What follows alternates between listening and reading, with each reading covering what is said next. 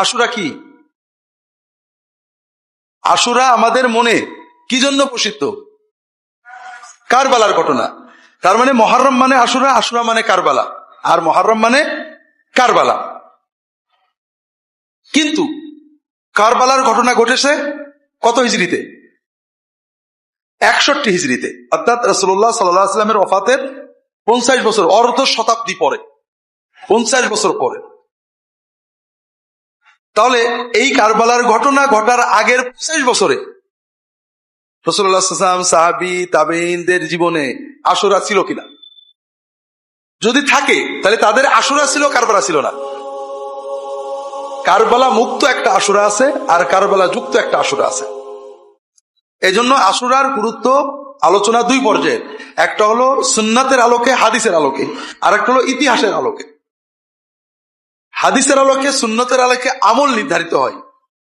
রাসূলুল্লাহ সাল্লাল্লাহু আলাইহি ওয়াসাল্লামের 50 বছর পরে যে ঘটনা ঘটে, এই ঘটনা আমাদের জীবনে ব্যথা বেদনা আনতে পারে, কিন্তু আমল আনতে পারে না।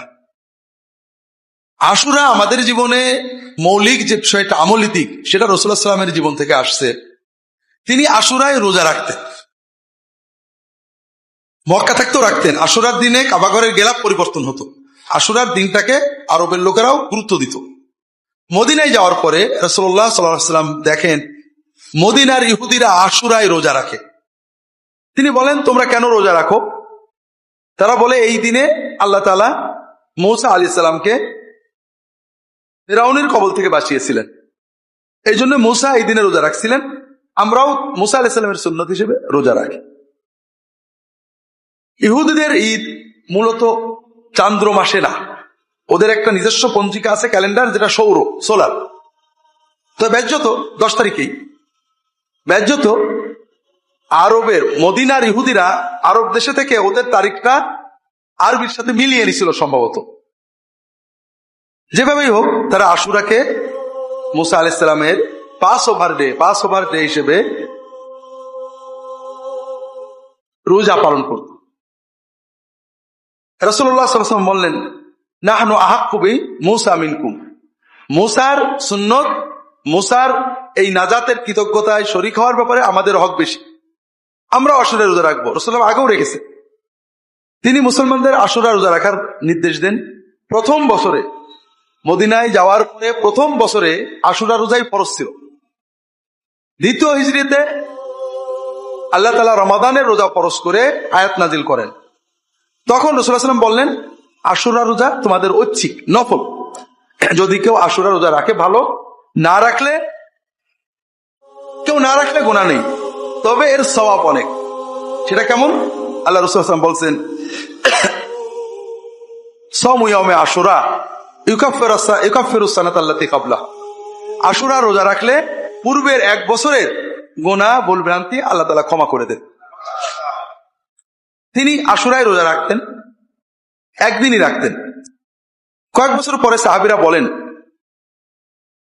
যে, আশুরাতে তো ইহুদিরা একটা রাখে, আমরাও একটা রাখলাম, তাহলে ইহুদিদের মতো হয়ে গেল।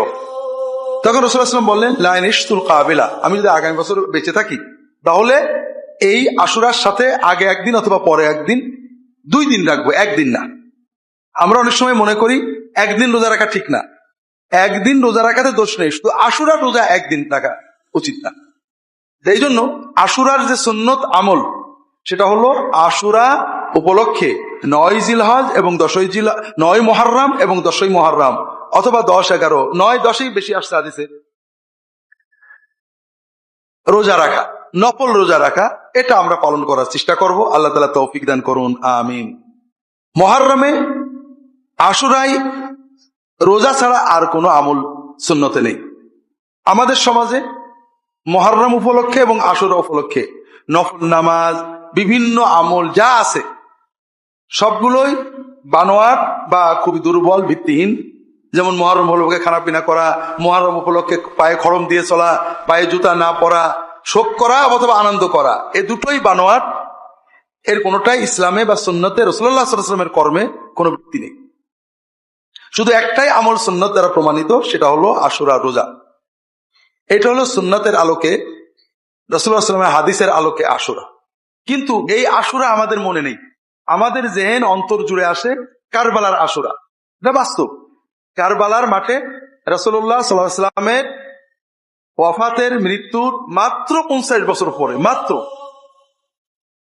সেই মুসলমানদেরই, তার উম্মতেরই কিছু মানুষ, তার প্রিয়তম নাতি, তার কলিজার টুকরা নাতি হুসাইন ইবনে আলী রাদিয়াল্লাহু তাআলা আনহুমা এবং তার বংশের নিষ্পাপ নিরীহ অসহায় অনেকগুলো মানুষকে হত্যা করে।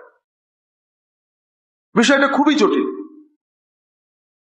যে রাসূলুল্লাহ সাল্লাল্লাহু আলাইহি ওয়াসাল্লামের প্রিয়তম নাতি তারই উম্মতের হাতে শহীদ হয়ে যাচ্ছে। এটা কষ্টের ব্যাপার, বেদনার ব্যাপার, এবং এই হত্যাকাণ্ডের ভিতর দিয়ে উম্মতের ভিতরে চিরস্থায়ী বিভক্তি, মারামারি, ফিতনা সৃষ্টি হয়েছে। যদিও কবির কবিতায় বলে ইসলাম জিন্দা হতা হ্যায় কি জানো, হার কারবালা কে বাদ মে, কারবালার পরে ইসলাম জিন্দা হয়। তবে আমার জানা মতে কারবালার পরে ইসলাম জিন্দা হয়নি, কারবালার পরে ইসলাম জিন্দা হয়নি। কারবালার ঘটনা বেদনা, ব্যথা, কষ্ট, দুঃখ, বিভক্তি দিয়েছে।